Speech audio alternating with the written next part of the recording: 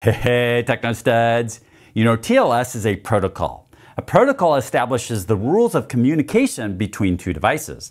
But there are also sub-protocols to that protocol. And one of those is the TLS Record Protocol. The TLS Record Protocol does the bulk of the work. It really is the encapsulation of the whole thing that makes it secure. So let's talk about the TLS Record Protocol.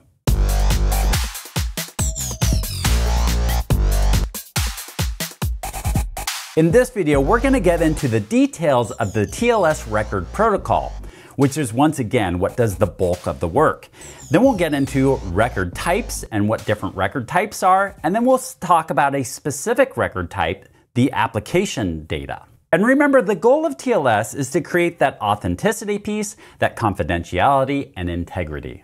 And it does that with two primary components, the TLS Record Protocol, which gives it that confidentiality and integrity, and the TLS Handshake Protocol, which is that authentication piece and establishes the parameters. Just a reminder, there are different versions, and the main version that we'll be talking about here is the TLS 1.3. Let's take a look at the TLS record layer and see what it looks like.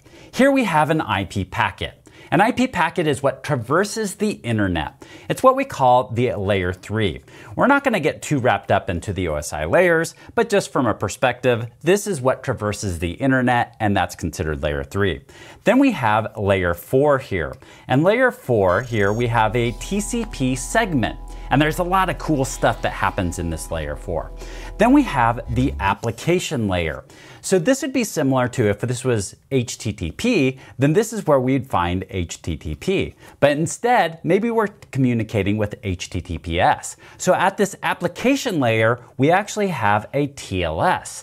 And then within TLS, we have a record layer, and then we have content for that record layer. One thing to note is we could actually have multiple records within this application layer. The bulk of the data is going to be inside this content. For instance, if we're going to a web page and it's HTTP traffic, then that is going to be what's found inside this content. This content is going to be largely going to be encrypted. So what does that look like? Well, this content layer could be one of 4 different things, and this is specifically talking about TLS 1.3.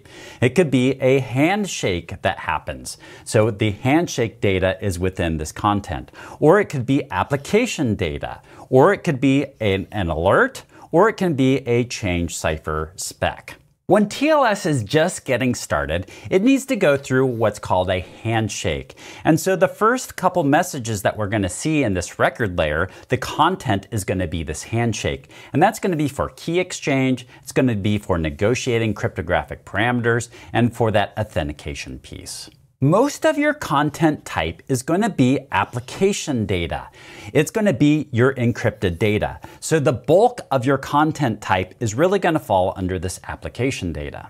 There actually is another protocol here, the alert protocol within TLS, and so we could find content type in here for some sort of alerting as well. And we will see at times this Change Cipher Spec, and this is used for backwards compatibility, so we'll see that come up as well. This is a Wireshark capture right here.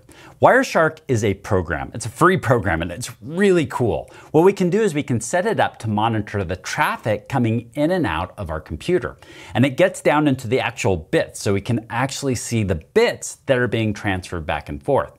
However, what we're seeing right here is a better, easier way to interpret the data that's flowing back and forth. Wireshark displays it in such a way that we can pull out certain pieces of information. So we can see the packet right here, the IP packet, which I said is layer 3, we can see that right here, and then we could actually open this up and dig down deep into the details of that, like IP, source and destination addresses. So it's pretty cool. This is the TCP or layer 4 segment right here, and so we can see the details of that as well. Within there, we have our application layer. So we see the transport layer security, the TLS layer right there. So within the TLS, we have several records. So here's record 1, here's record 2, and here's record 3. The first one right here is the Handshake protocol. So this is going and establishing that initial connection back and forth. And so we see this handshake that's happening. So this is the first content with the handshake. And then the second one here is a Change Cipher Spec protocol. And then we have an application data protocol. So this is our actual application data right there. And as I mentioned before, the bulk of our data is going to be transferred through this application data. And one reason that is because we want our data to be encrypted. And this is where it happens. In fact, we're not going to see any really valuable information in here because it's all encrypted. And there'll be some sort of cipher suite that we're going to specify that will encrypt that data. So in this example right here, where maybe we're using AES 256 to do the encryption and send it back and forth. And for the integrity piece, we have some sort of hash. So maybe we're using SHA-256 as the hash for the integrity part of this. And what we've just solved for with that application data is now we have confidentiality because it's encrypted, and we have that integrity because we're using hashing to verify that that information is not being changed back and forth. We still have not solved, though, that authenticity piece of this, and we have a new problem. We have the confidentiality and integrity, but we need some parameters. We need to specify how we're going to encrypt things and what hashing algorithm we're going to use. So we've got a new question. And that question is, how do we securely coordinate our cipher suite and keys? And that's where the TLS Handshake protocol comes into place.